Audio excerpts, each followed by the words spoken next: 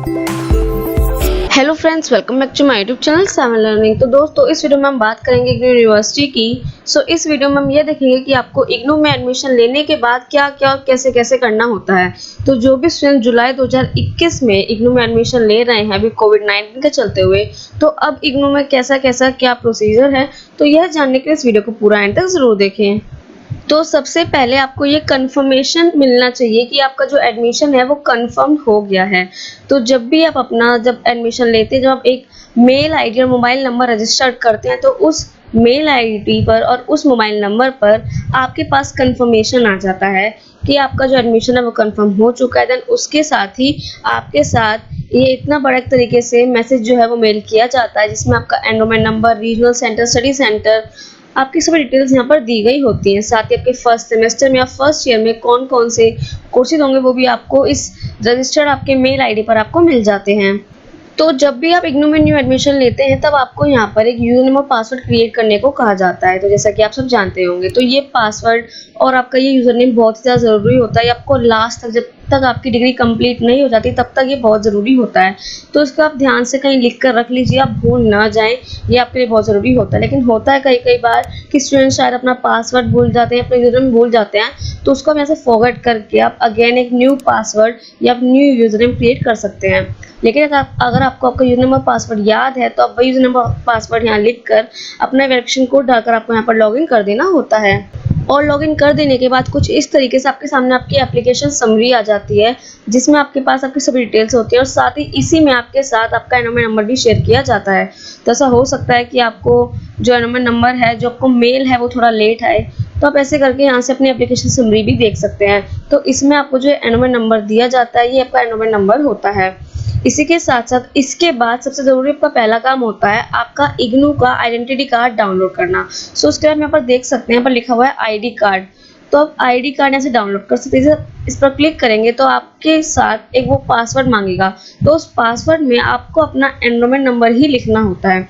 कई स्टूडेंट पूछते हैं कि वो हमारा खुल नहीं रहा है, उसमें पासवर्ड क्या डालें, तो उसमें पासवर्ड आपको आपका एनरोलमेंट नंबर ही लिखना होता है। देन फिर इस तरीके का आइडेंटिटी कार्ड आपको आपका शो हो जाएगा। तो ये आपका आईडी कार्ड है, यहाँ पर आपकी सभी डिटेल्स हैं।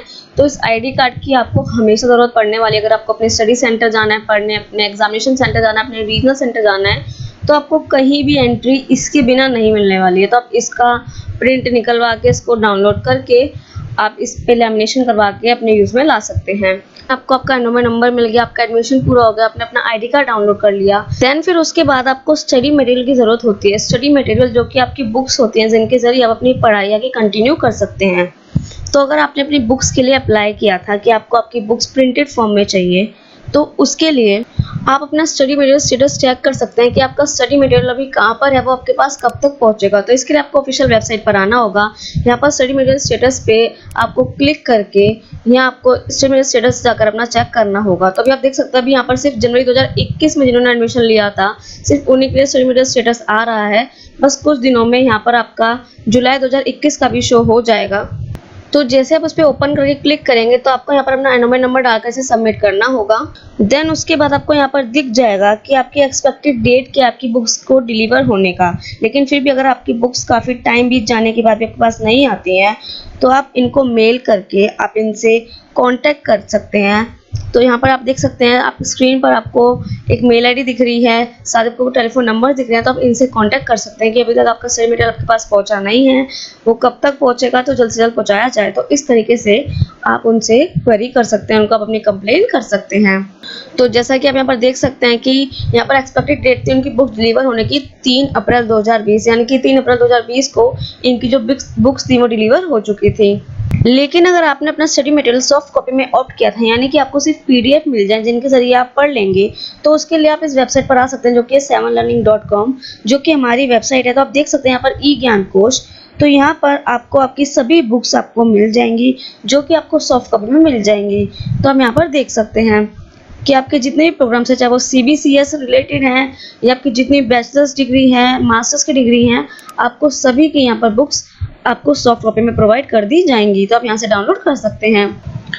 इसी के साथ हम आपके ऑनलाइन क्लासेस के शेड्यूल को लेकर बात कर लेते हैं। तो जैसा कि आप सब जानते हैं कि अभी कोविड-19 चल रहा है तो उसको ध्यान में रखते हुए सभी कॉलेजेस बंद हैं, तो ऐसे में आपकी पढ़ाई वेस्ट ना जाए, आप पढ़ें, आप एग्ज़ाम अपना बिना पढ़े ना दें, तो उसको ध्यान में रखते हुए आपकी क्लासेस को ऑनलाइन कंडक्ट किया जा रहा है।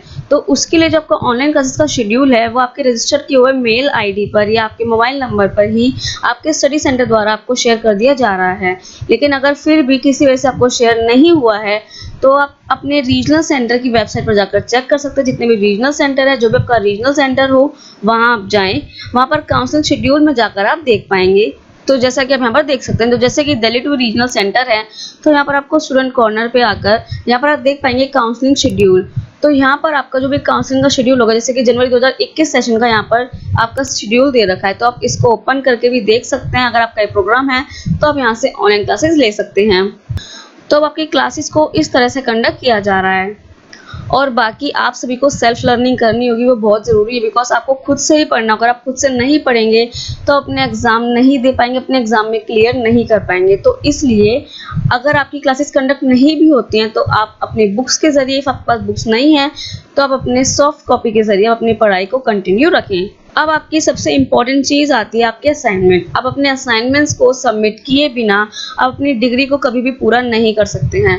तो आपको अपने असाइनमेंट्स किस तरह से बनाने हैं, असाइनमेंट्स क्या होते हैं, आप कैसे डाउनलोड कर सकते हैं, ज़रूरी क्यों है, कैसे प्रिपेयर करने हैं, कहाँ सबमिट करने हैं। अभी तो जैसे कि आपकी सब कुछ ऑनलाइन चल रहा है, तो ऐसे में कहाँ सबमिट होंगे, कैसे सबमिट होंगे, तो जितनी भी डिटेल्स हैं मैं एक अलग से वीडियो इसके लिए बना चुकी हूँ, जो कि मैंने आई बटन में शेयर कर दिया था, वहाँ जाकर उस वीडियो को देख सकते हैं। एग्ज़ाम्स को लेकर बात कर लेते हैं। तो जो इग्नू का एग्जामिनेशन सेशन है वो साल में 2 बार इग्नू में एग्जाम कंडक्ट करवाए जाते हैं, एक जून में और एक दिसंबर में। तो अगर आपने भी ईयर वाइज प्रोग्राम में एडमिशन लिया है तो ऐसे में जो आपके एग्जाम हैं वो 2022 में जाकर जून में कंडक्ट किए जाएंगे। लेकिन अगर आपने अभी किसी सेमेस्टर वाइज प्रोग्राम में एडमिशन लिया है तो आपके एग्जाम जो होते हैं वो दिसंबर में कंडक्ट करवाए जाएंगे। और उससे कुछ 1 महीने पहले जो आपका एग्जामिनेशन फॉर्म होगा वो आपके साथ शेयर कर दिया जाएगा। देन आपको उसको सबमिट करना होगा फिल करके, जिसके भी आप एग्ज़ाम देना चाहते हैं। देन फिर जो आपके एग्ज़ाम हैं वो दिसंबर में हो जाएंगे। और इसी के साथ साथ कई ऐसे प्रोग्राम है जिसमें आपके थ्योरी और प्रैक्टिकल दोनों के ही सब्जेक्ट होते हैं। तो मैं आपको बता दूं कि आपके जो 2 तरह से आपके एग्जाम होते हैं, एक सारे प्रोग्राम हैं जिसमें आपके थ्योरी और प्रैक्टिकल दोनों के ही सब्जेक्ट होते हैं। तो ऐसे में जो आपके एग्जाम है वो भी फिर 2 तरह से होते हैं, एक थ्योरी के और एक प्रैक्टिकल के। तो जो थ्योरी के एग्जाम होते हैं वो आपके जून में होते हैं, प्रैक्टिकल के एग्जाम आपके जुलाई में होते हैं। वहीं दूसरी तरफ थ्योरी के एग्जाम आपके दिसंबर में होते हैं और प्रैक्टिकल के एग्जाम आपके जनवरी में होते हैं। और जो इन एग्जाम्स की डेट शीट होती है वो आपके इग्नू के ऑफिशियल वेबसाइट पर आपके एग्जाम से कुछ 20 से 30 दिन पहले आपके साथ शेयर कर दी जाती है।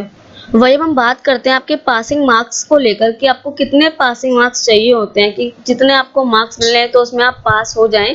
तो उसके लिए भी एक अलग से वीडियो बनी हुई है पूरी ब्रीफ में, तो उसका भी लिंक मैंने डिस्क्रिप्शन बॉक्स में दे दिया, तो वहाँ जाकर आप उसे देख सकते हैं। तो जैसे ही आपके एग्जाम खत्म हो जाते हैं उसके बाद आपका आता है रिजल्ट। तो उसके लिए आप इग्नू के ऑफिशियल वेबसाइट पर जैसे जाएंगे या रजिस्टर ऑनलाइन में जाकर आप यहाँ पर देखेंगे टर्म एंड एग्जाम। तो जैसे आप इस पर क्लिक करेंगे तो आपके सामने कुछ इस तरह से इंटरफेस आ जाएगा और जो भी आपके यहाँ पे रिजल्ट होंगे वो आपके यहाँ पर आ जाएंगे। तो उसको आप देखकर डाउनलोड कर सकते हैं। तो जैसे ही आपका रिजल्ट आ जाता है देन उसके बाद आपका जो फर्स्ट ईयर या फर्स्ट सेमेस्टर होता है वो खत्म हो जाता है। फिर उसके बाद आपको सेकंड ईयर में सेकंड सेमेस्टर में भी अप्लाई करना होता है, जिसको कहते हैं री रजिस्ट्रेशन। अब कई सारे स्टूडेंट्स पूछते हैं कि रजिस्ट्रेशन और री रजिस्ट्रेशन में क्या फ़र्क है। तो रजिस्ट्रेशन वह है जब आप इग्नू में खुद को फर्स्ट टाइम रजिस्टर करते हैं, और वहीं आपका री रजिस्ट्रेशन वो है जब आपको सेकेंड सेमेस्टर में या सेकेंड ईयर के लिए खुद को फिर से रजिस्टर करना होता है, जिसे कहते हैं री रजिस्ट्रेशन। तो री रजिस्ट्रेशन के लिए भी आपको एक प्रेस्क्राइब फीस सबमिट करनी होती है, यानी कि उतनी ही फीस जितनी आपने फर्स्ट ईयर में सबमिट की थी, लेकिन उसमें से आपको 200 रुपीज़ माइनस करके सबमिट करना होता है। तो जैसे आपने अपना री रजिस्ट्रेशन कर लिया देन उसके बाद फिर से आपका वही प्रोसीजर स्टार्ट हो जाता है कि आपको पहले क्लासेस अपनी लेनी होती हैं, उसके साथ साथ आपको अपने असाइनमेंट सबमिट करने होते हैं, फिर आपको अपना एग्जाम फॉर्म सबमिट करना होता है, फिर आपको अपने एग्जाम देने होते हैं। तो इसी तरह से करते करते आपका सेकंड ईयर थर्ड ईयर पूरा खत्म हो जाता है। जब उसके बाद जो आपकी डिग्री होती है वो डिग्री आप अपने रीजनल सेंटर से जाकर आप ले सकते हैं। अब वहीं आपकी कुछ सक्सेस कीज अगर आप जिनका ध्यान रखेंगे तो आपकी जो डिग्री है वो टाइम पर कंप्लीट होगी, वो भी बहुत अच्छे मार्क्स से। तो कुछ चीज़ें जो आपको टाइम पर करनी है, फर्स्ट आपके असाइनमेंट्स, अगर अपने असाइनमेंट्स ध्यान से बहुत अच्छे से सही से बनाते हैं और टाइम पर आप सबमिट कर देते हैं तो ऐसे में आपको बहुत अच्छे मार्क्स मिल सकते हैं। सेकंड आपके एग्जामिनेशन, जब भी आपके एग्जाम्स होने वाले हों तो आप ध्यान से अपना एग्जामिनेशन फॉर्म आप सबमिट कर दें, इसी के साथ साथ आप अपने एग्जाम्स की बहुत अच्छे से तैयारी करें ताकि आप अपने एग्जाम्स अच्छे से दे पाएं। वहीं तीसरा आपका री रजिस्ट्रेशन, जैसे कि आपने फर्स्ट ईयर में तो आपके एग्जाम वगैरह हो गए, देन सेकंड ईयर में भी आपको अप्लाई करना पड़ेगा, वहीं आपको थर्ड ईयर में भी अप्लाई करना पड़ेगा।